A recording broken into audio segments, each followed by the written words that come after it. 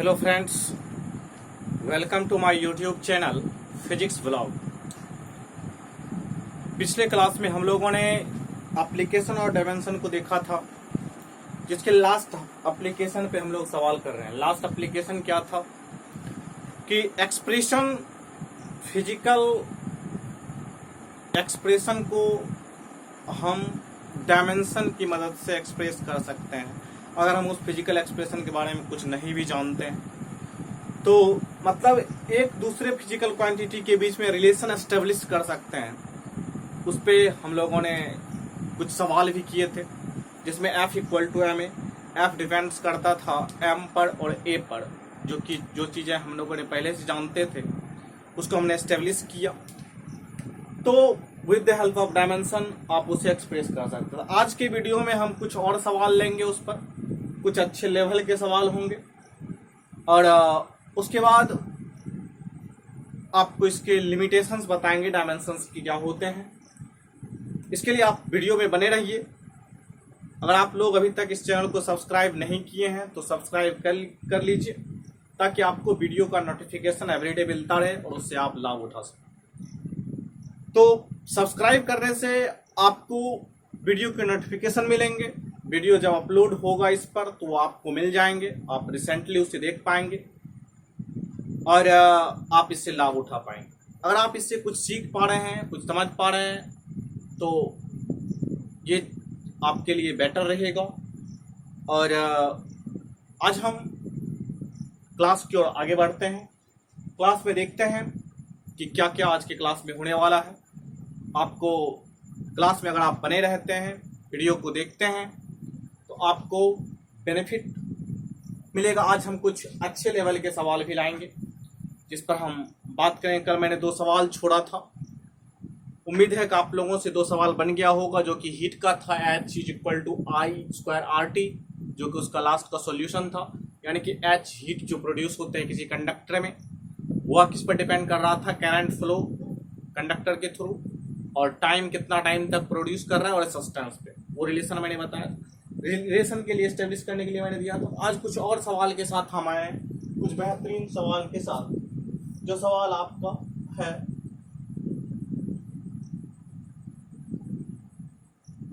चलिए अब हम क्या करते हैं। एक सवाल है जो कि अच्छा सवाल है।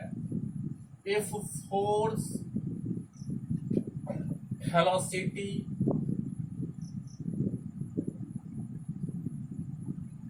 And time are taken as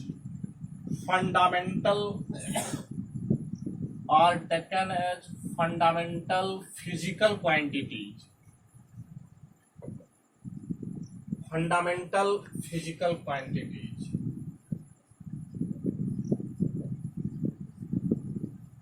then express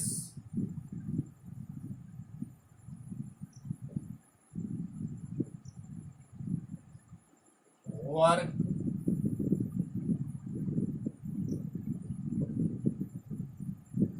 in terms of these fundamental physical quantities।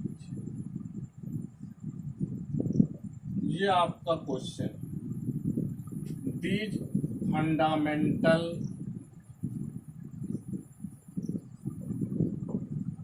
physical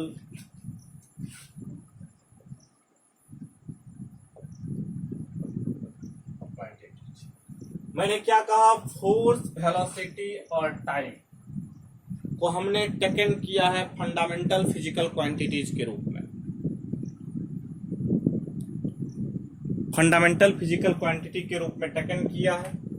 तो फंडामेंटल फिजिकल वर्क, इसका मतलब वर्क जो है W, वह डिपेंड कर रहा है किस पर, फोर्स पर। हमने बताया था कि इसको कैसे अप्रोच करना है। डिपेंड कर रहा है वेलोसिटी पर और डिपेंड कर रहा है टाइम पर। ये 3 फिजिकल क्वांटिटी पर ये डिपेंड कर रहा है। तो हम क्या बताया था, यानी कि एक कंप्लीट कॉम्बिनेशन इसका जो है F पर पावर x, V पर पावर y और टी पर पावर जेड है, ये इसके फिजिकल क्वांटिटीज। हमने बताया था इस प्रोपोर्शनलिटी को हम तोड़ेंगे तो k f x v y और टी जेड आएगा। अब हम क्या करेंगे, इस सबों का यूनिट डायमेंशन लिखेंगे m l square t minus 2, जो कि वर्क का डायमेंशन होता है। आप लोगों को बताया गया है पिछले वीडियो में, अगर आप वीडियो नहीं देखे हैं तो पीछे का वीडियो में आपको वर्क का डायमेंशन मिल जाएगा। वर्क का डायमेंशन वहां से आप ले सकते हैं कि उसके बाद फोर्स का डायमेंशन भी आपको नहीं पता है, आप लोग अभी याद कर रहे हैं, अभी सोच रहे हैं फोर्स का डायमेंशन क्या होता है, तो ये आपकी गलत बातें हैं। पीछे का वीडियो आप देखें, उससे समझें। और वर्क का डायमेंशन आप लोगों को बताया जा चुका है, हुआ होता है एम एल टी पर पावर माइनस 2 एक्स। उसके बाद वेलोसिटी का आप लोगों को याद होगा एल टी माइनस 1 पर पावर वाई, वाई ऊपर में है। टाइम का तो टी होता है इसका जेड, ये जेड है।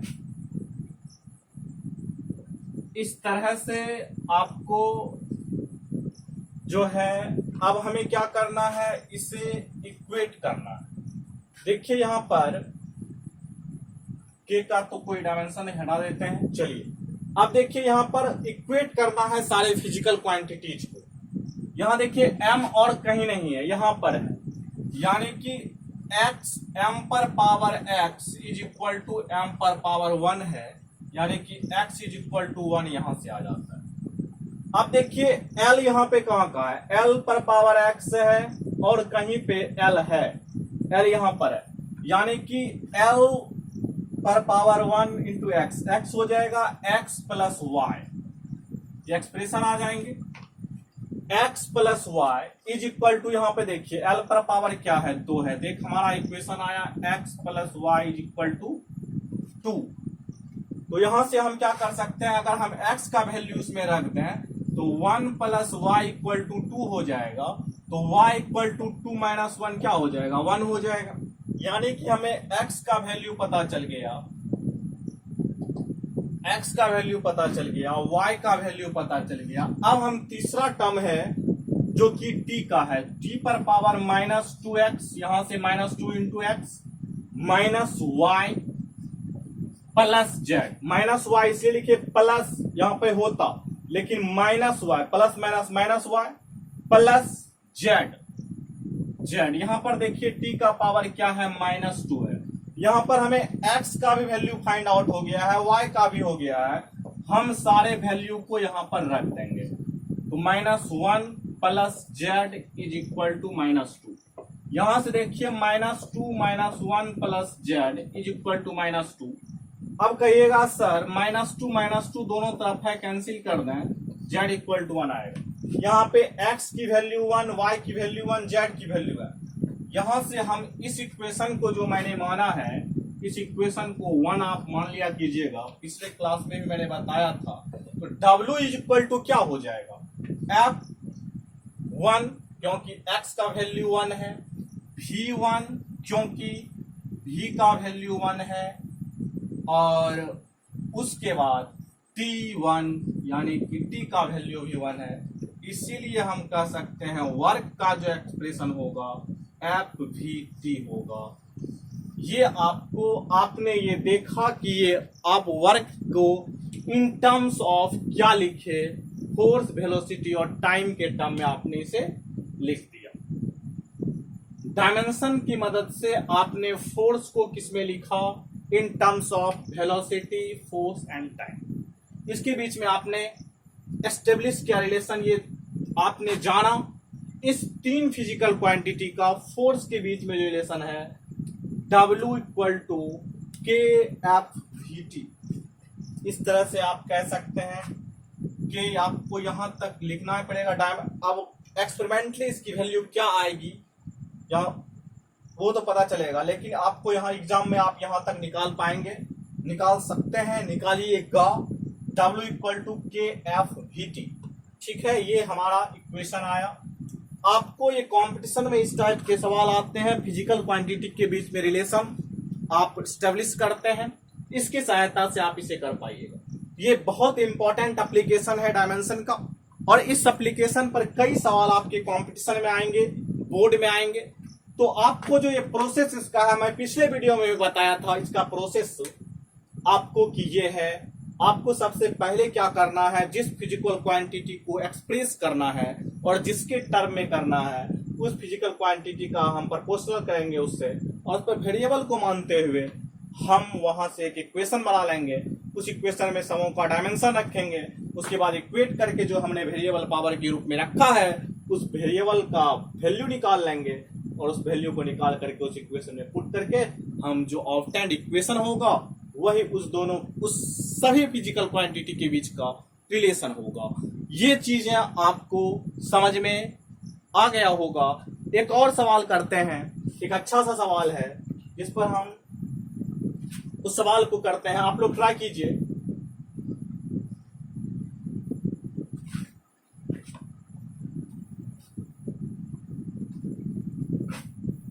चलिए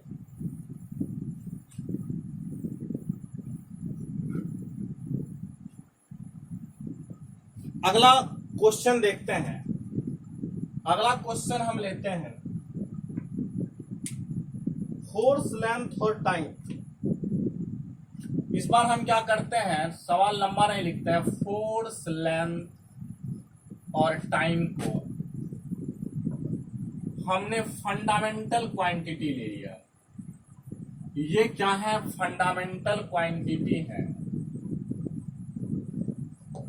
एक्सप्रेस करना है, express mass in term of these fundamental in terms of these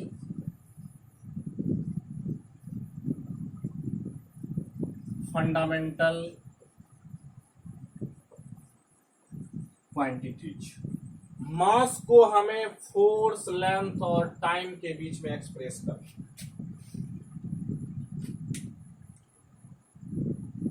आप लोग इसे ट्राई कर सकते हैं ये क्वेश्चंस को। क्या करना है, मास किस पर डिपेंड कर रहा है, फोर्स पर power x. Mass also depend on length L पर power y, and also depend on time. Okay, mass depends on these three physical quantities, that is force, length and time। तो आप क्या किए, इसको लिख ली। इसके बाद हम एक कंप्लीट एक्सप्रेशन प्राप्त कर लेंगे, कंप्लीट रिलेशन प्राप्त कर लेंगे, f x l y t z. इसके बाद आपको अगला स्टेप क्या करना है, इस प्रोपोर्शनलिटी को तोड़ देना है, f x l y t Z.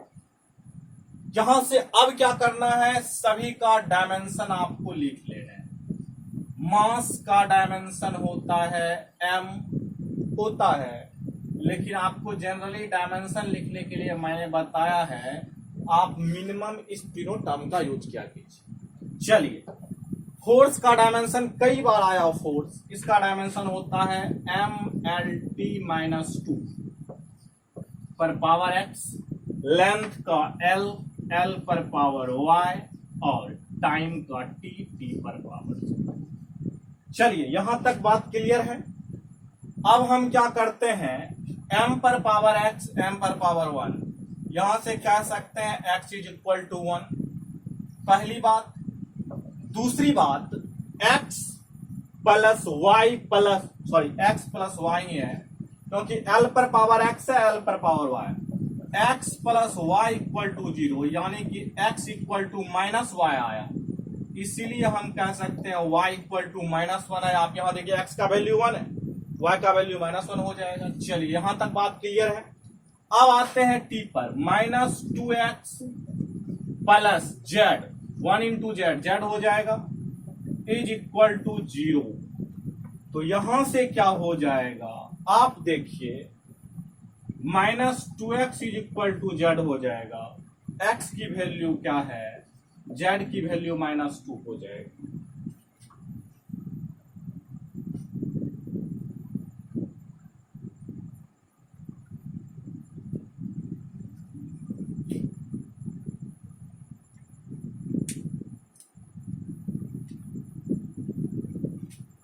चलिए यहाँ देखिए, थोड़ा सा हम लोग मिस्टेक कर रहे हैं, इस जेड को उधर किए हैं, तो जेड को इधर करने के बाद ये माइनस जेड हो जाएगा। आप कहिएगा दिस एंड दिस कैंसिल हो जाएंगे, जेड का वैल्यू 2 आ जाएगा। क्या कैलकुलेशन मिस्टेक थोड़ा हो गया था, जेड इक्वल टू 2 आ जाएंगे क्या? अब ठीक है कैलकुलेशन? आप लोग भी जब सवाल बता रहे होते थोड़ा सा कॉन्सेंट्रेट रहा कीजिए। तो यहां पर देखिए जेड, ये थोड़ा सा मिस्टेक हो रहा था, तो इसको हम लोग ठीक कर पाए यहाँ पे। तो अब हमें पता चल गया एक्स का, वाई का और जेड का वैल्यू क्या। चलिए अब हम क्या कर सकते हैं, अब इसको इस इक्वेशन में पुट कर देते हैं। इस प्रोपोर्शनलिटी को के हमने लिखना भूल गया था, m इज इक्वल टू के, एक्स की वैल्यू f1, y की वैल्यू l -1, t की वैल्यू 2। हम क्या कहेंगे, m इक्वल टू के F L T square, F L L minus T square. इसको आप ये भी लिख सकते हैं F T square by L के, ये भी तो लिख सकते हैं ना। चलिए समझ में आ रहा होगा आप लोगों को, इस तरह से हमें एक्सप्रेस करना है। क्या आप लोगों के सारा चीज समझ में आ रहा होगा? आप लोग इसको समझ पा रहे होंगे।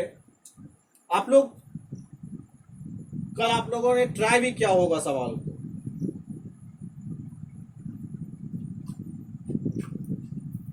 जो लोग इस चैनल पे नए हैं, इस चैनल को पहली बार देख रहे हैं, अगर आपको ये सारी चीजें समझ में आ रहा है, ये वीडियो आप लोगों को पता चल गया होगा 11th क्लास के लिए है। 11th का यूनिट एंड डायमेंशन चैप्टर हम लोग पढ़ पा रहे हैं यहाँ पे।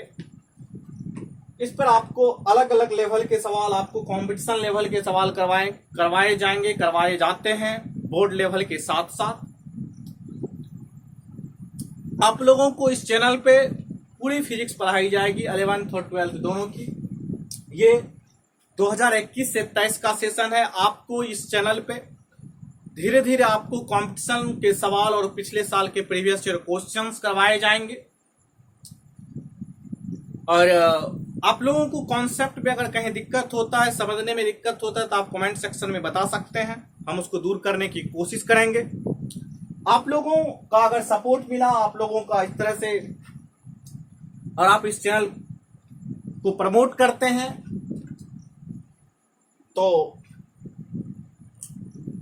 आप लोगों के साथ हम इस चैनल को कंटिन्यू कर पाएंगे, आप लोगों के सिलेबस को काफी अच्छे से आगे कंटिन्यू कर पाएंगे। अगर आप लोगों को दिक्कत है, कोई प्रॉब्लम है, आप इसमें शेयर कीजिए, हम उसके साथ हैं, हम उसको सॉल्व करने की हर संभव कोशिश करेंगे।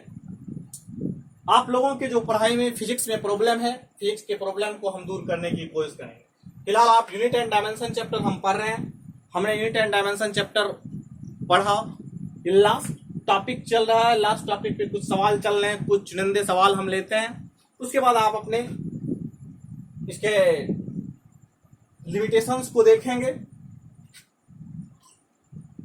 उम्मीद करते हैं कि आप लोगों को मजा आता होगा पढ़ने में। चलिए कुछ और सवाल लेते हैं आप लोगों के लिए। आप समझ गए होंगे कि हमें करना क्या है। एक अच्छा सवाल लेते हैं इस पर और उसे सवाल को सॉल्व करने की कोशिश करते हैं। चलिए फिलहाल एक और सवाल लेते हैं, उसके बाद हम एक सवाल की तरफ चलेंगे। एक सवाल लेते हैं,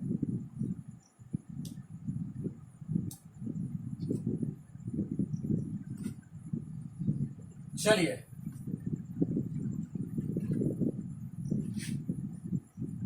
centripetal force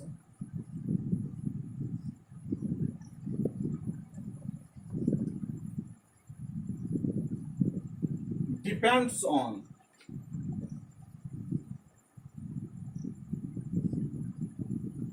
force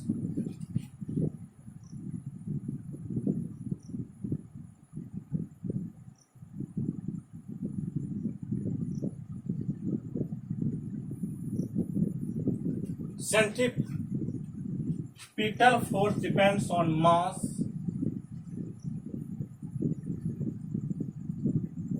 radius and frequency.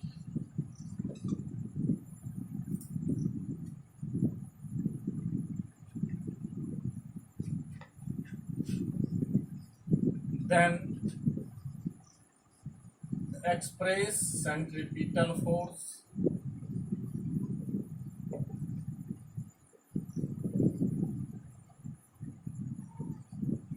in terms of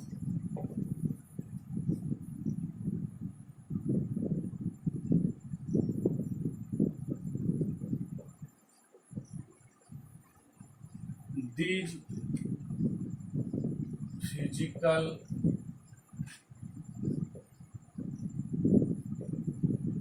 quantity. इस सवाल को आप ट्राई कीजिए।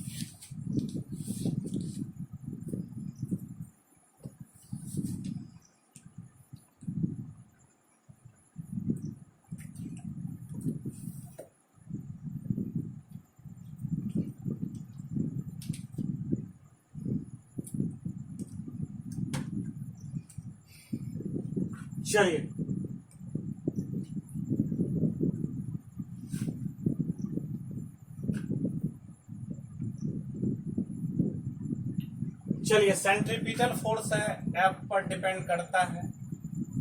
एफ डिपेंड करता है किस पर? मास पर, एम पर पावर एक्स, रेडियस पर, आर पर पावर वाई, फ्रीक्वेंसी पर।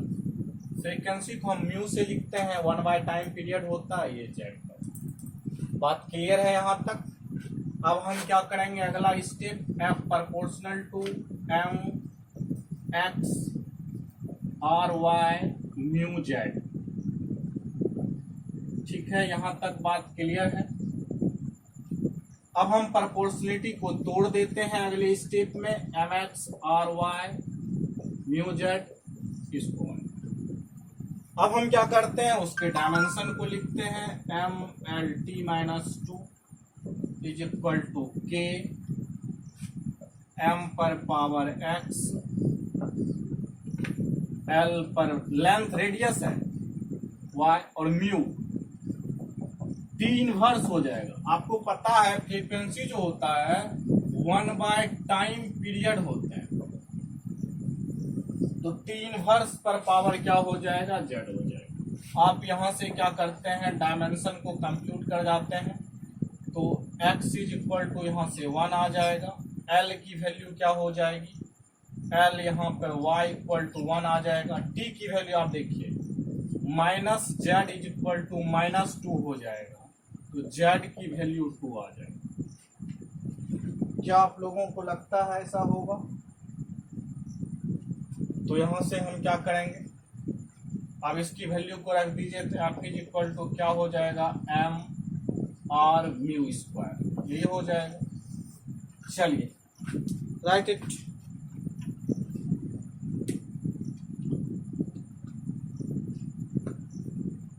M r mu square.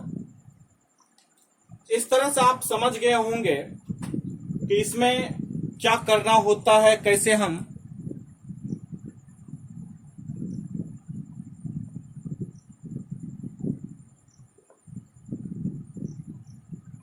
सवाल को सॉल्व करते हैं। यह आप लोगों को समझ में आ गया होगा कि हमको इसमें करना क्या पड़ता है। एक सवाल लेते हैं जिसमें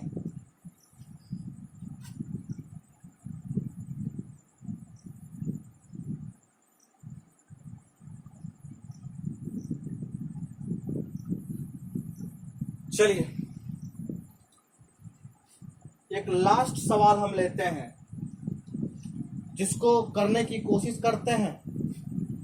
उसके बाद आप लोगों का यूनिट एंड डायमेंशन चैप्टर खत्म हो जाएगा। चलिए इसको मिटा दें। नेक्स्ट एंड लास्ट प्रॉब्लम लेते हैं। आप लोग प्रॉब्लम प्रैक्टिस करें इस तर्जुमा पर। अगर आप इस पे बनाते हैं इस तरह के प्रॉब्लम्स तो आप धीरे धीरे और सीख पाइएगा। चलिए इस चैप्टर का लास्ट सवाल लेते हैं हम। सवाल ये है, if pressure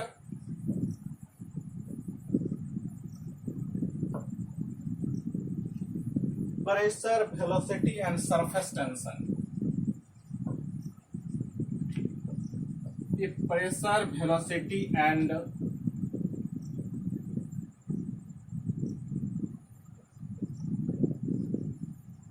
surface tension are taken as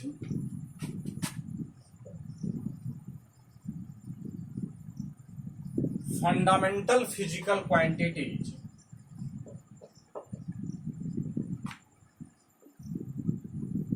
are taken as fundamental physical quantities, then establish the relation between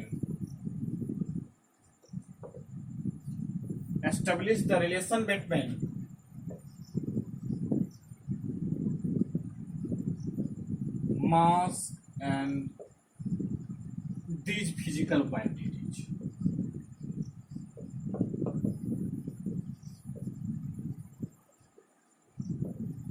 चलिए सवाल है, प्रेशर को आप देखिए ये सारे फिजिकल क्वांटिटीज नहीं है, लेकिन फिर भी इसे फिजिकल क्वांटिटीज माना गया। मान करके जो कि mass physical basic physical quantity है, sorry, pressure velocity and surface tension are not a basic physical quantity, but these physical quantity are supposed to be a basic physical quantity. Then with the help of dimension we express mass, that is the basic physical quantity, in terms of pressure, velocity and surface tension. Okay, we can express mass, that is basic physical quantity, in terms of that physical quantity which are derived physical quantity, that means pressure, velocity and surface tension are taken as basic fundamental quantity. Okay, तो यहां पर हम वही step लेंगे। चलिए देखते हैं, आप लोग भी कर पाते होंगे। आप लोग पॉज करके वीडियो को ट्राई कर सकते हैं। चलिए, मास प्रेशर पर डिपेंड कर रहा है, प्रेशर P डिपेंड कर रहा है वेलोसिटी पर V, सरफेस टेंशन, यहां पर सरफेस टेंशन को हम सिग्मा से लिखते हैं और Z। ओके, यहां से हम क्या करते हैं, M proportional to Px Vy sigma Z, हम प्रोपोर्शनलिटी को तोड़ते हैं अगले स्टेप में। M is equal to K Px Vy sigma Z, equation first. अब क्या करते हैं, डायमेंशन को लिखते हैं। इसका डायमेंशन है M, L0 T0, इसके साथ में मैंने लिख दिया। चलिए, K हो गया यहां पर। अब क्या करते हैं, प्रेशर का डायमेंशन आप लोगों को पता होगा, force per unit area, force applied on per unit area is called pressure. That means force का जो डायमेंशन है उसमें अगर L स्क्वायर से डिवाइड कर दें तो हमारा क्या आ जाएगा, M L इनवर्स T पर पावर -2। ये किसके डायमेंशन हो जाएंगे, प्रेशर के डायमेंशन हो जाएंगे। तो ml इनवर्स t माइनस 2 ये हमारा क्या हो गया, प्रेशर का डायमेंशन हो गया। अगला वेलोसिटी lt माइनस 1, आप लोगों को पता है, याद नहीं है आप लोगों को?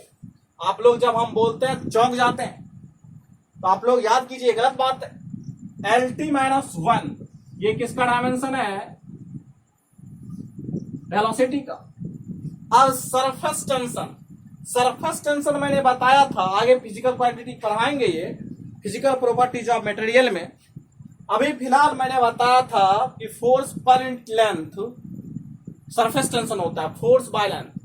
यानी कि आप क्या करते हैं, mt माइनस 2 ये क्या है, सरफेस टेंशन का डायमेंशन है। अब हम क्या करेंगे, अब यहां पे ध्यान से देखिए, x यहां m पर पावर x है, m पर पावर z है। यहां से एक आया x plus z is equal to 1, x plus z is equal to 1, ये रिलेशन आए यहां से। अब यहां से हम देखते हैं, दूसरा देखते हैं, minus x plus y, minus x plus y, minus x minus 1 गुना x, minus x plus y 1 गुना y is equal to 0, minus x is equal to minus y. यहां से हमको रिलेशन प्राप्त हुआ कि x is equal to y, ये चीज हमें पता चल गया। अब देखिए minus 2x minus 2x minus y minus y minus 2x minus y minus 2z is equal to 0। देखिए सम में माइनस है, हटा देते हैं हम इसको। यहां से क्या हो जाएगा, x plus 2x plus y plus 2z is equal to 0। अब यहां पर देखिए x is equal to y है, अगर हम y के बदले में यहां पे x लिख दें, ये 3x हो जाएगा, 3x plus 2z is equal to 0। यहां से हम क्या करें, 3x equal to minus 2z, x equal to minus 2/3z। अब हम x की वैल्यू को यहां पुट कर देते हैं, किसमें, इस इक्वेशन में, minus 2/3z plus z equal to 1। यहां से हम क्या करेंगे, अगर हम इसका एलसीएम लेते हैं तो माइनस 2z प्लस 3z बटे 3 इज इक्वल टू 1। यहां से क्या हो जाएगा, z इक्वल टू 3, इसलिए आप कहिएगा z इक्वल टू 3 आ गया। अब z की वैल्यू 3 आई, अगर हम यहां पर z की वैल्यू को रख दें तो यहां से हमारा माइनस 2 आ जाएगा x की, क्या आ गया है। अब x की वैल्यू क्योंकि आ गया, अब हम क्या करेंगे, जब x की वैल्यू पता चल गया, z की वैल्यू पता चल गया, अरे x ही तो y के बराबर है, that means x equal to y equal to minus 2। एक बार कैलकुलेशन हम लोग चेक कर पा लेते हैं, क्योंकि कैलकुलेशन मिस्टेक हो सकता है, कई बार कैलकुलेशन मिस्टेक हो जाते हैं।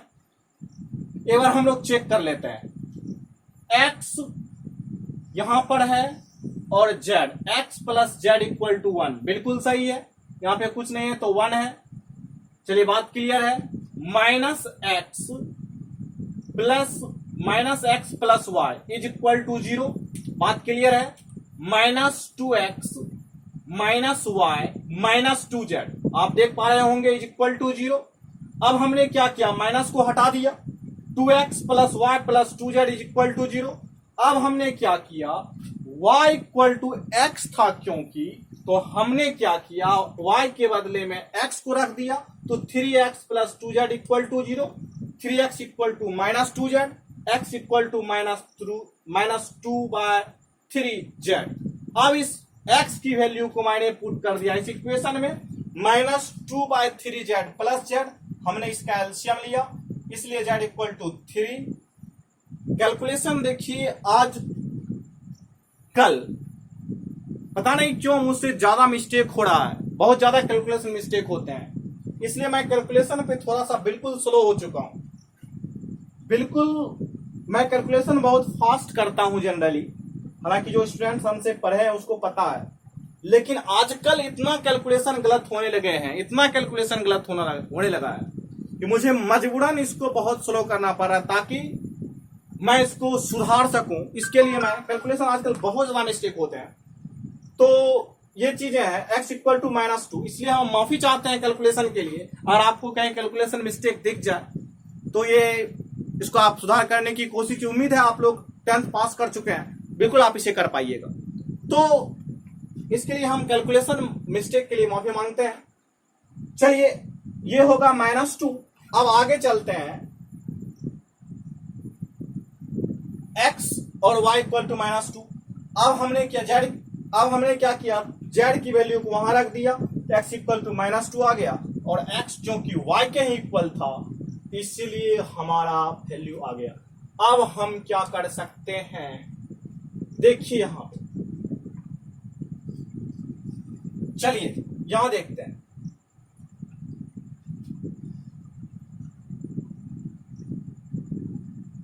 चलिए, अब हम m है, हम इसको ऊपर, शायद आप लोगों को नहीं दिखता होगा, हम इसे ऊपर लिखते हैं। मतलब कुछ नहीं करना है, सिर्फ हमें क्या करना है, वैल्यू पुट करना है। m is equal to k, p का वैल्यू, x का वैल्यू कितना है हमारा -2, p पर पावर -2, v का वैल्यू कितना, v पर पावर y है तो वो भी -2, और z क्या है, सरफेस टेंशन, इसका पावर 3।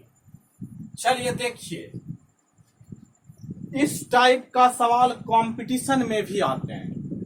आप कहिएगा सर, कंपटीशन में आईआईटी मेडिकल में अगर ऐसे रंग के सवाल आए तो क्या हमें इतना लंबा करना पड़ेगा, क्या हम इतना लंबा सॉल्व करेंगे? चलिए मैं आपको एक ट्रिक बताता हूं, ये तो बोर्ड में आपको करना होगा, इसके लिए कोई बड़ी बात नहीं है।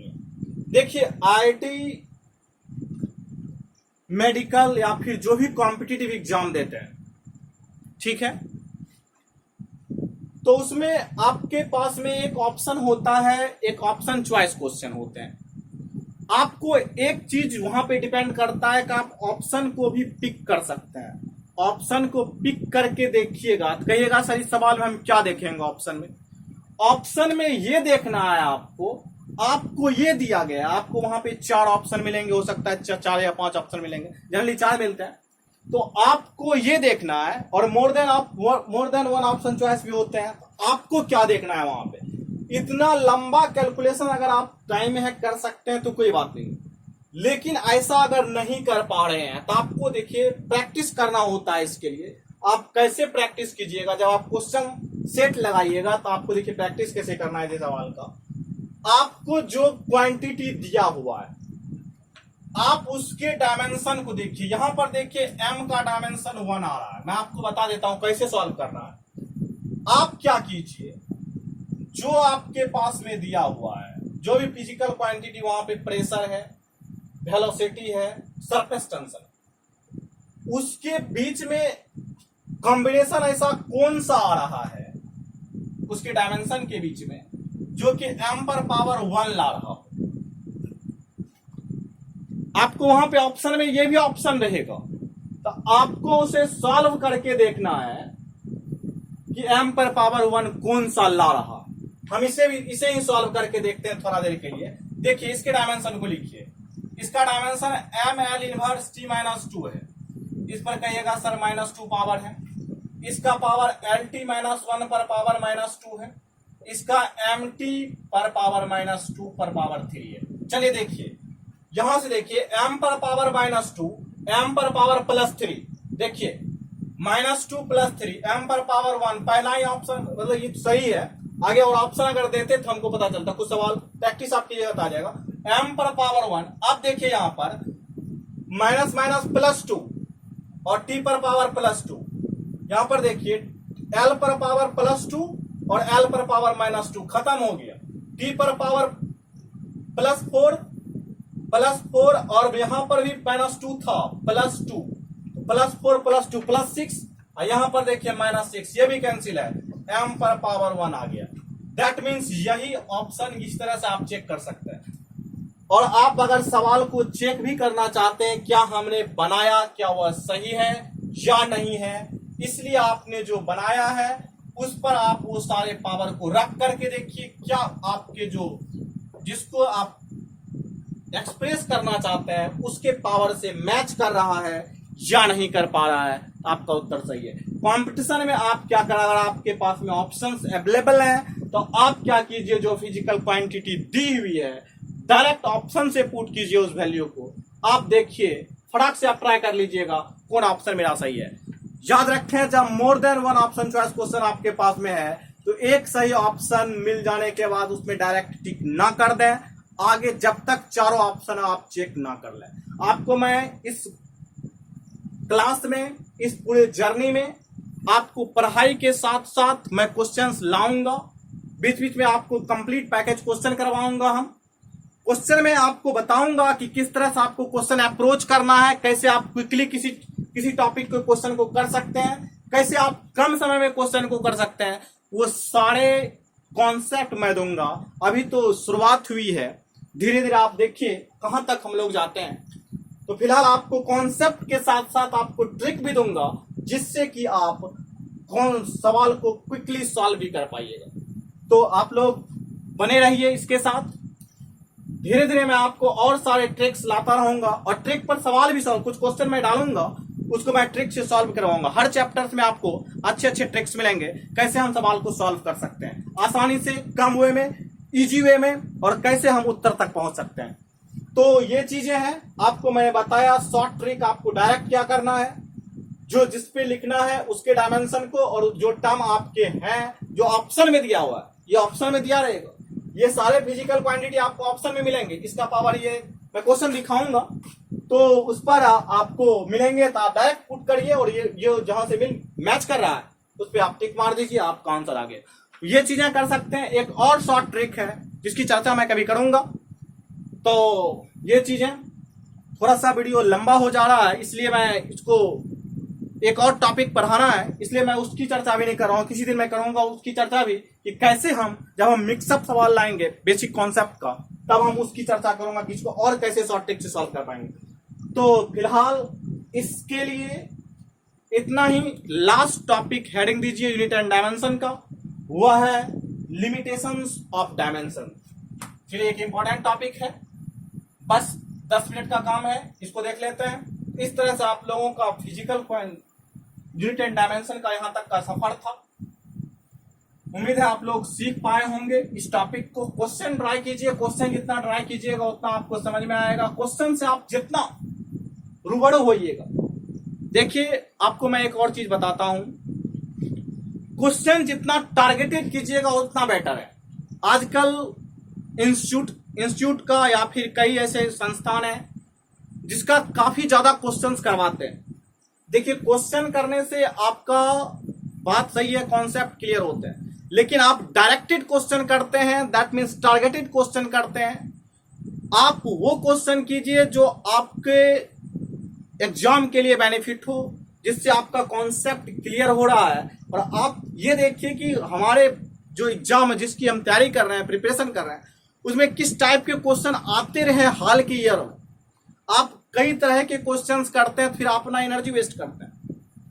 अपने इंस्टीट्यूट का नाम कमाने के लिए, ये करने के लिए, वो करने के लिए बहुत सारे क्वेश्चन करवाए जाते हैं, और बहुत सारे लेंदी क्वेश्चन भी, कई तरह के पैकेज चलते हैं, कई तरह का मतलब अपना अपना पैकेज निकालते हैं, अपना अपना जो भी होता है बुक निकालते हैं, उसमें कई सारे लेंदी क्वेश्चन डालते हैं, कई तरह के क्वेश्चन, मतलब विद्यार्थी को ये बताने के लिए कि इतना टफ है। अगर आप मेरे अंदर रहते हैं तो आपको ये क्वेश्चन, ये टफ क्वेश्चन का जवाब आपको यहाँ मेरे इंस्टीट्यूट में मिलेगा।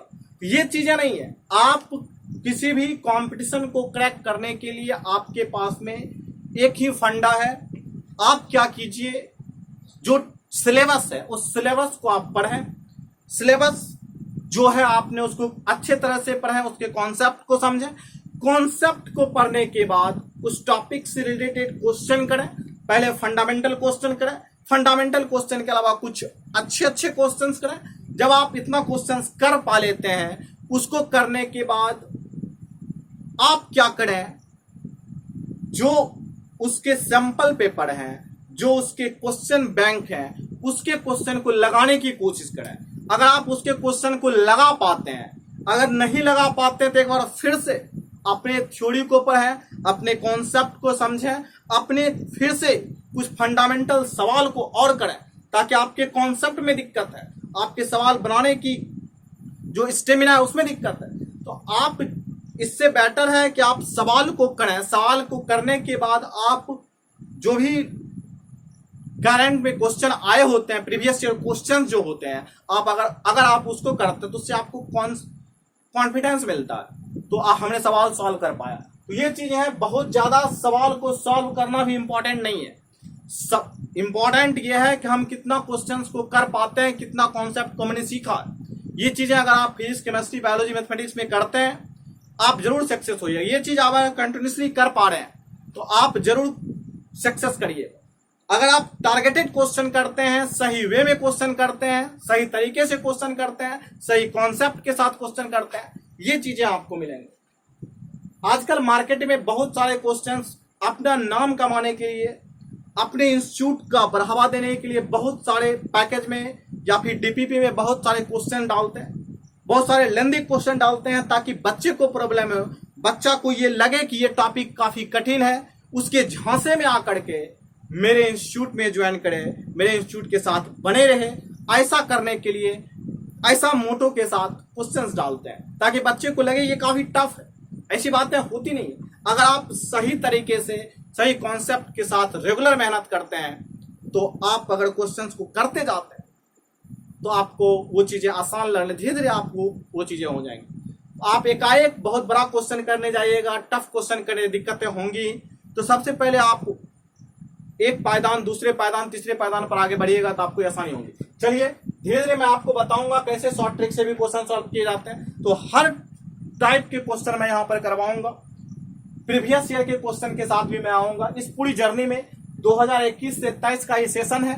आपको ये 2 साल के अंदर बहुत सारी चीजें इस चैनल पे आपको देखने को मिलेंगे। सब्र रखिए, धैर्य रखिए, पैसेंस रखिए।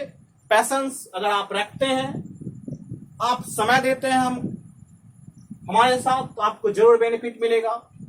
इसके लिए आप बने रहें। चलिए अब हम देखते हैं लिमिटेशंस ऑफ डायमेंशन। हेडिंग दीजिए, लिमिटेशन ऑफ डायमेंशन। मतलब डायमेंशन की जो ड्रॉबैक्स हैं उसको देखते हैं, उसकी जो कमियां। सबसे पहली कमियां आपने देखा होगा, जो आपने देखा वही चीज को हम लिख रहे हैं। सबसे पहली कमियां के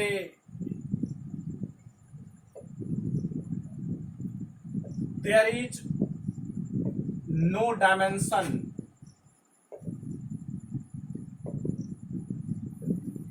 of constant term. Constant term का डायमेंशन नहीं होता है, ड्यू टू विच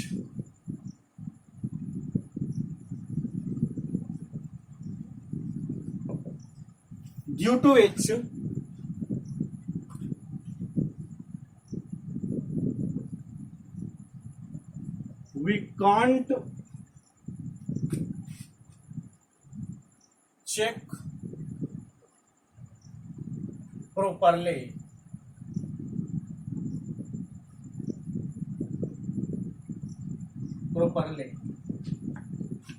या फिर कह सकते हैं correctly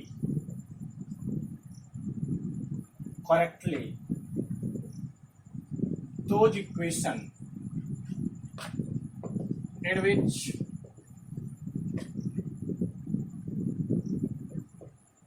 constant term is present, या फिर constant term constant is present. जैसे मैं आपको एक एग्जांपल के जरिए बताता हूं। एक s is equal to ut plus half at square, इसी इक्वेशन को हम लेते हैं। अब इसमें एक कांस्टेंट टर्म दिया हुआ है, आपने इस इक्वेशन को तो डायमेंशनली करेक्ट कर दीजिएगा, लेकिन आप प्रॉपरली आप इसे नहीं कह सकते कि इक्वेशन करेक्ट है, क्योंकि कोई बंदा यहां पर 2 भी लिख देगा तो आप इसे नहीं कह सकते कि वह डायमेंशनली इनकरेक्ट है, क्योंकि आप तो सिर्फ इसके डायमेंशन को देखते हैं, पीछे देखा है आपने, 2 लिखते हैं, कुछ भी लिखते हैं। तो मेरा कहने का मतलब है कि कांस्टेंट टर्म का कोई डायमेंशन नहीं होता है, डायमेंशन कांस्टेंट टर्म को मेंशन नहीं करते हैं, इसीलिए आप उस इक्वेशन को प्रॉपरली चेक नहीं कर पाते हैं जिस इक्वेशन में कांस्टेंट प्रेजेंट होता है। ये बातें हो गई। अब ये इसका ड्रॉबैक है, ये इसकी कमियां हैं। कांस्टेंट टर्म का डायमेंशन नहीं होने की वजह से ऐसा होता है कि हम वैसे इक्वेशन को सही तरह से प्रॉपरली चेक, इसलिए आप कहते हैं कि कोई भी इक्वेशन को LHS और RHS आपके बराबर होते हैं, डायमेंशनली आप करेक्ट कहते हैं, ठीक है। ये जरूरी नहीं है कि कोई भी इक्वेशन डायमेंशनली करेक्ट है वह कंप्लीटली करेक्ट होगा ही, फिजिकली मतलब जो एक्सप्रेशन है वो करेक्ट होगा, हाँ। लेकिन अगर कोई एक्सप्रेशन फिजिकली मतलब करेक्ट है, कोई इक्वेशन करेक्ट है, तो वो 100% है कि डायमेंशनली करेक्ट होगा। लेकिन डायमेंशनली करेक्ट होने के बाद उसको ये नहीं कह सकते हैं वह प्रॉपरली करेक्ट होगा।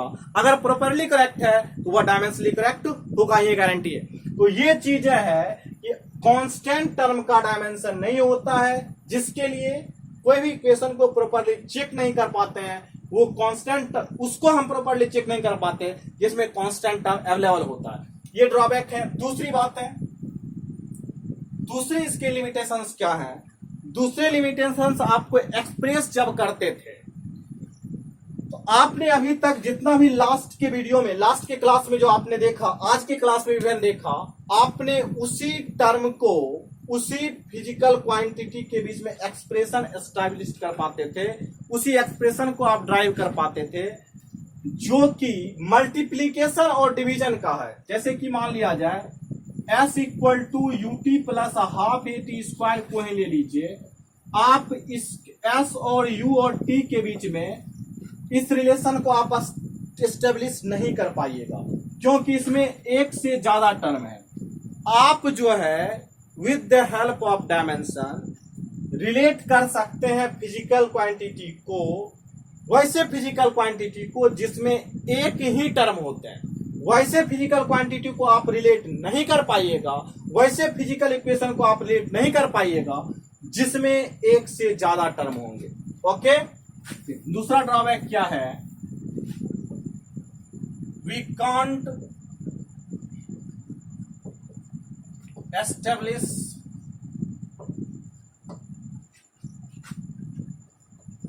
the relation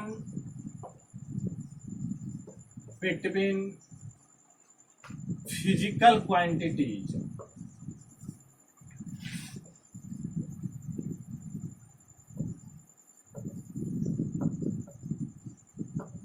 in which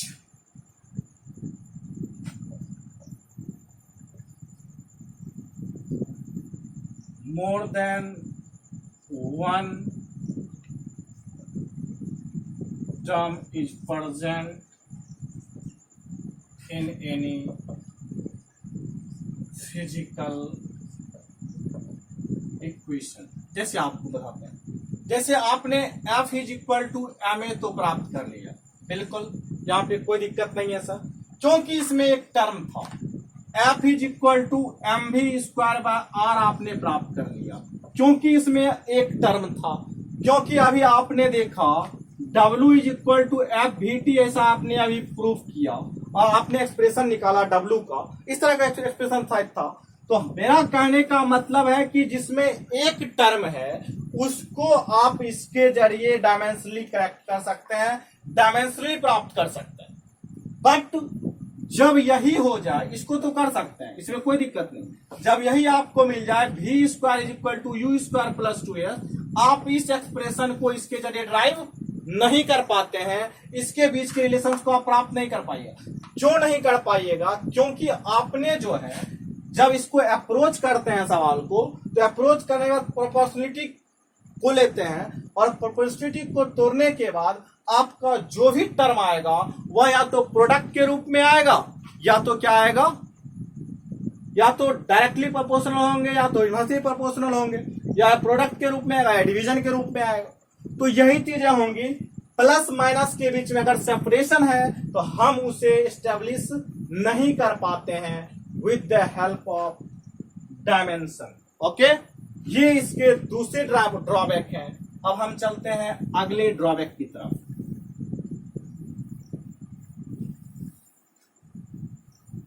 चलिए, आपने क्या पहला ड्रॉबैक क्या देखा? There is no dimension of constant term due to which we can't check properly और correctly those equation in which constant term is present. हम उसे प्रॉपर्ली चेक नहीं कर पाते हैं, वो सही है नहीं है। इसमें हम डायमेंशनली चेक करते हैं। इसमें क्या है? We can't establish the relation between physical quantities in which more than one term is present in any physical equation. चलिए, ये बात आप समझ गए, एग्जाम्पल भी आप समझ गए होंगे, आप लिख लीजिएगा। नेक्स्ट अगला हम ड्रॉबैक देखते हैं, dimension of logarithm function.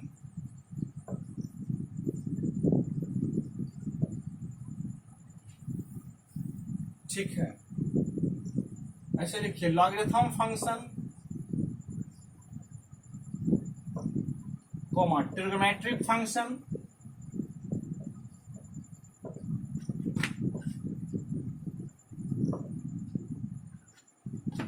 Trigonometric function exponential function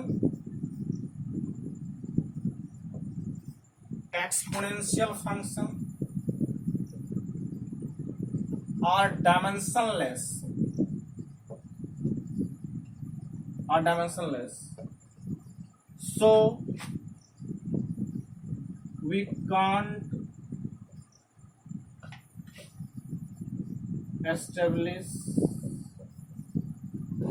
those physical equation in which these functions are involved.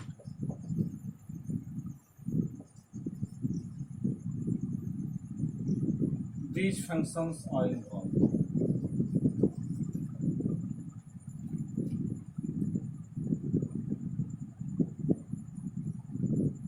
मतलब जिसमें logarithm function, logarithm trigonometric function, exponential function, ये सारे डायमेंशनलेस हैं।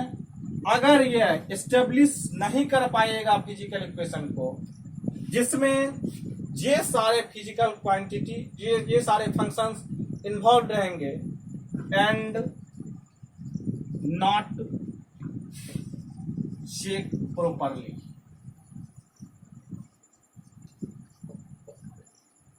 दैट इज करेक्ट और नॉट करेक्ट। मतलब उस इक्वेशन को आप प्रॉपर्ली चेक भी नहीं कर पाइएगा कि वह सही में करेक्ट है, यानी आप डायमेंशनली तो चेक कर पाइएगा, लेकिन अगर आप उसमें कॉस थीटा का टर्म आ रहा है, टेन थीटा का टर्म आ रहा है, साइन थीटा का टर्म आ रहा है, एक्सपोनेंशियल आ रहा है, तो आप उसमें, जैसे कि पीछे सवाल आप किए थे, पावर वाला सवाल किए थे, y इक्वल टू ऐसे कुछ सवाल, sine omega T plus five है, ऐसे कुछ है, तो उस चीज को आप जो है साइन कहां से लाइएगा? डायमेंशन, वो तो डायमेंशनलेस है, वो तो ओमिट हो गया। तो आप क्या करते हैं कि आप उसको ओमिट कर देते हैं, तो आप उसको सही तरह से आप उसको चेक नहीं कर पाइएगा, ना उसको एस्टेब्लिश उसके बीच में रिलेशन कर पाइएगा, जिसमें sine theta cos theta exponential function है, लॉगरिथम फंक्शन है, ये सारी चीजें, ये इसके ड्रॉबैक है। अब एक और ड्रॉबैक है, आपने कांस्टेंट की बात ऊपर में किया है, कांस्टेंट टर्म। आपने एक और चीज मैं बता दूं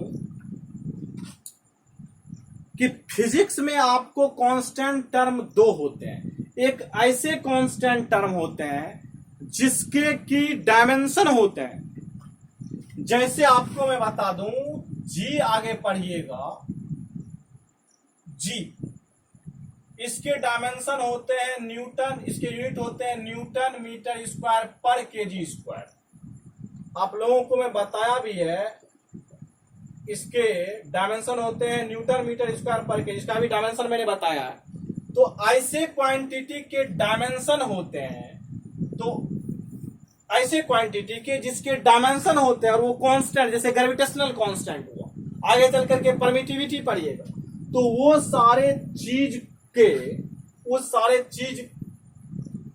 सारे फिजिकल क्वांटिटी जिसमें होंगे उसको आप एक्सप्रेस भी नहीं कर पाइएगा। जैसे मान लिया जाए F is equal to G m1 into m2/r², ऐसे रिलेशन को आप एक्सप्रेस नहीं कर पाइएगा with the help of dimension.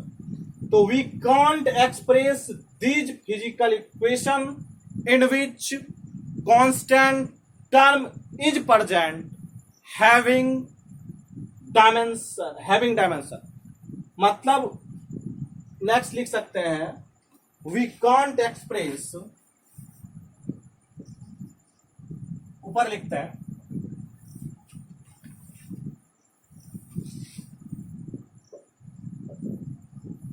we can't express those physical equation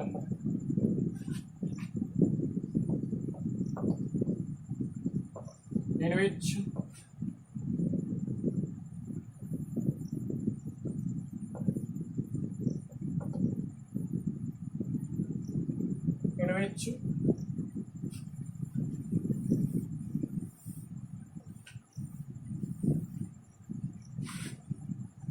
constant having dimension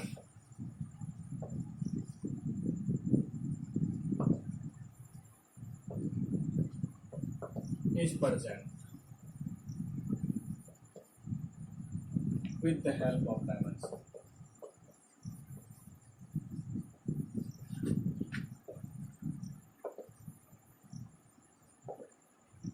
चलिए आप जब इसको भी समझ लीजिए, इसका meaning F is equal to M A लिखते हैं, यहां पर आपने K देते हैं, F is equal to K M A लिखते हैं। कहेगा सर ये तो कांस्टेंट, ये जो आपने कांस्टेंट है इसका कोई डायमेंशन नहीं है। अब आप F is equal to G m1 m2/r², ये ग्रेविटेशनल कांस्टेंट है, इसका डायमेंशन है। तो हम ऐसे एक्सप्रेशन को तो एक्सप्रेस कर देंगे, इसमें कोई बात नहीं है, लेकिन ऐसे एक्सप्रेशन को हम डायमेंशन के जरिए एक्सप्रेस नहीं कर पाएंगे, क्योंकि इसमें क्या है, इस कांस्टेंट का खुद अपना डायमेंशन है। तो आप क्या कहिएगा, इसके बीच में रिलेशन निकालिएगा, ये कहां चला जाएगा, इसके भी तो डायमेंशन है, आप निकालिएगा तो गलत आ जाएगा। तो ऐसे कांस्टेंट का जिसका डायमेंशन है वो किसी इक्वेशन में इन्वॉल्व है, तो उसके एक्सप्रेशन को आप डायमेंशनली नहीं एक्सप्रेस कर पाइएगा। ये इसके ड्रॉबैक हैं। मैं देखिए ड्रॉबैक को मैं समझा रहा हूं क्यों ऐसा होता है, तो इस चीज को आप नहीं कर पाइएगा। चलिए नेक्स्ट एंड लास्ट ड्रॉबैक लिख लीजिए, उसमें आपको क्या, इसको लिख लीजिए आप लोग। चलिए लास्ट ड्रॉबैक ये है कि क्या है लास्ट ड्रॉबैक, देखिए डायमेंशन के जरिए आप वो स्केलर क्वांटिटी है या वेक्टर क्वांटिटी है ये भी डिटरमाइन नहीं कर सकते हैं। तो we can't determine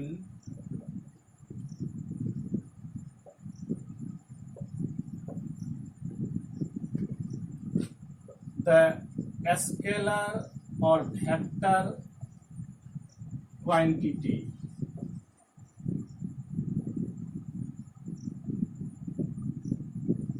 scalar and vector quantity with the help of dimension. अब कौन स्केलर है कौन वेक्टर हम डायमेंशन के जरिए नहीं पकड़ सकते। ओके, इसलिए आपको ज्यादा खुश होने की जरूरत नहीं है। अब आपको पता चल गया होगा कि डायमेंशन के जरिए हम सभी फार्मूला को एस्टेब्लिश नहीं कर सकते हैं, उसके कुछ लिमिट है, जो लिमिट था मैंने बताया, उसके कुछ ड्रॉबैक हैं वो बताया। अब आपसे क्वेश्चन होगा कि क्यों ऐसा होता है। देखिए सबसे पहली बात, ऐसा होने का कारण मात्र दो ही है। आपने याद कीजिए जब डायमेंशन का डेफिनेशन पढ़ा था तो उसमें आपने क्या पढ़ा था कि डायमेंशन को, किसी भी फिजिकल क्वांटिटी के डायमेंशन को बेसिक फिजिकल क्वांटिटी के टर्म में कितना रेस्ट कर रहा है उसके पावर को हम डायमेंशन कहते हैं। बात क्लियर है? मतलब बेसिक फिजिकल क्वांटिटी के रिस्पेक्ट में वो कितना रेस्ट कर रहा है उसको हम डायमेंशन कहते हैं। तो सबसे पहली बात है वह बेसिक फिजिकल क्वांटिटी के रेस्ट। अब बेसिक फिजिकल क्वांटिटी और आपने किसका, जिस क्वांटिटी के बीच में, जिस क्वांटिटी का डायमेंशन निकालना है उसके बीच में आप रिलेशन बता रहे हैं, उसमें कांस्टेंट टर्म कहां से आया? कांस्टेंट टर्म ना कहीं था ना है। तो कांस्टेंट टर्म का क्योंकि कोई डायमेंशन नहीं होता है जो कि इक्वेशन में इन्वॉल्व होते हैं, इसलिए हम उसे करेक्टली नहीं डिफाइन कर सकते। करेक्टली उसको हम नहीं कर सकते। एक्सप्रेशन में आने के बाद साइन कॉस टेन ये सब कांस्टेंट टर्म है। साइन के अंदर कोई भी फंक्शन को डालिएगा तो ये कांस्टेंट वैल्यू देगा। लॉगरिथम के अंदर कोई फंक्शन को डालिएगा तो वो कांस्टेंट वैल्यू देगा। एक्सपोनेंशियल के अंदर कोई फंक्शन को डालिएगा तो कांस्टेंट वैल्यू देगा। इसीलिए वो सारे टर्म जब इन्वॉल्व होते हैं तो हम उसे नहीं कर पाते। और दूसरी बात, जब आपके एक से ज्यादा टर्म आ जाते उसे एक्सप्रेस भी नहीं कर पाते हैं। क्यों? क्योंकि आप एक्सप्रेस आप उसी को कर पाते हैं जो रेस्ट करता है। मतलब रेस्ट करने का मतलब प्रोपोर्शनल होता है, इनवर्सली प्रोपोर्शनल होता है। किसी के रिस्पेक्ट में अगर रेस्ट कर रहा है या तो डायरेक्टली प्रोपोर्शनल होगा या तो इनवर्सली प्रोपोर्शनल होगा। लेकिन जब आप टर्म के रूप में कोई इक्वेशन लिखा हुआ है तो वह किसी चीज का डायरेक्टली और इनवर्सली प्रोपोर्शनल नहीं हो सकता। क्योंकि वह डायरेक्टली और इनवर्सली प्रोपोर्शनल नहीं हो सकता, इसीलिए हम उसे एक्सप्रेस नहीं कर पाते हैं। ये डिमेरिट्स है, ये ड्रॉबैक है। इसके जरिए हम डायरेक्शन को भी नहीं डिटरमाइन कर सकते, इसलिए स्केलर और वेक्टर क्वांटिटी को भी डिटरमाइन नहीं कर सकते। मतलब डायमेंशन से आप छोटे मोटे काम कर सकते हैं। मतलब वैसे फार्मूले को ड्राइव कर सकते हैं जो डायरेक्टली या इनवर्सली प्रोपोर्शनल, किसी डायरेक्टली या इनवर्सली किसी चीज का प्रोपोर्शनल हो, किसी फिजिकल क्वांटिटी का प्रोपोर्शनल होता है, हम उसको डिटरमाइन कर सकते हैं। कांस्टेंट टर्म इन्वॉल्व हो, लेकिन वैसे कांस्टेंट टर्म नहीं होना चाहिए जिसका की डायमेंशन हो, उसको भी हम एक्सप्रेस नहीं कर पाते हैं। तो ये सारे छोटे मोटे टॉपिक्स थे, छोटे मोटे ड्रॉबैक्स थे। तो डायमेंशन का यूज एक लिमिट में करते हैं। डायमेंशन के जरिए पॉजिटिव फैक्ट इसकी क्या है उसको भी जान लीजिए। इसका पॉजिटिव फैक्ट आपने क्या जाना, आपने उसके जरिए यूनिट को लिख सकते हैं, यूनिट के जरिए यूनिट के बदले डायमेंशन को लिख सकते हैं, कन्वर्ट कर सकते हैं यूनिट को। तो एक छोटे मोटे काम इसके हैं और अच्छे अच्छे सवाल आते हैं इस सब चीजों पर। मैं आपको सवाल के जरिए आगे बीच बीच में सवाल लाता रहूंगा। इस चैनल की सबसे बड़ी खासियत ये होगी कि कभी आपका कोई चैप्टर यहाँ पे खत्म नहीं होगा। बीच बीच में हम सवाल हर चैप्टर का लाते रहेंगे। चाहे आप 12th में भी चले जाइएगा, 11th के सवाल आपको मिलेंगे वहां पर। मतलब कोई सब आपको हर वक्त आप लगेगा कि हम किसी टॉपिक को छोड़े नहीं है, हमारे साथ वो टॉपिक है। जैसे जैसे आपका सिलेबस आगे बढ़ेगा आपको रिवाइज साथ साथ ही करवाता जाऊंगा और आपको क्वेश्चन भी कंपटीशन लेवल का करवाता जाऊंगा। तो ये एक सबसे बड़ा प्लस पॉइंट होगा इसका। तो आप इसके साथ रहिए, चैनल को सब्सक्राइब कीजिए और इसके साथ आप समय अगर आप देते हैं आपको इसके जरूर है कि पॉजिटिव बेनिफिट मिलेंगे। इतना ही आज की क्लास में। अगले अंक में, दैट मीन्स अगले क्लास में हम मिलते हैं आप लोगों से नए टॉपिक के साथ। वो टॉपिक्स होगा मैथमेटिकल टूल्स का। बहुत जल्दी से हम मैथमेटिकल टूल्स को खत्म करेंगे, उसके बाद हम स्केलर वेक्टर पे आएंगे और उसके बाद कुछ और छोटे मोटे टॉपिक हैं बेसिक का, उसको पढ़ाने के बाद हम मोशन चैप्टर पे जाएंगे। तो इस तरह से आप पढ़ते रहिए और फिजिक्स के साथ साथ और सारे सब्जेक्ट पर ध्यान दीजिए। अगर आप 2023 में अपनी मंजिल पाना चाहते हैं तो यहाँ से आप एक एक दिन को सही से यूटिलाइज कीजिए। एक एक दिन यूटिलाइज करने का मतलब ये नहीं है कि आप सही डायरेक्शन में यूटिलाइज कीजिए। सबसे बड़ा फैक्ट ये है, और सही डायरेक्शन में सही कॉन्सेप्ट के साथ आगे बढ़ते हैं। एक नॉर्मल मेहनत में आप अच्छा रिजल्ट पा सकते हैं। मैं आपको एक दिन बताऊंगा कैसे आप सक्सेस कर सकते हैं इस फील्ड में, करियर कैसे बना सकते हैं, करियर बनाना कितना कठिन है कितना मुश्किल है, कितना आसान है, इस सब पर मैं एक दिन वीडियो बनाऊंगा जो कि आप लोगों के लिए बेनिफिट होगा, इसका हम उम्मीद करते हैं। इसी के साथ मैं अगले वीडियो में आप लोगों से मिलूंगा अगले टॉपिक के साथ। तब तक के लिए बेस्ट ऑफ लक।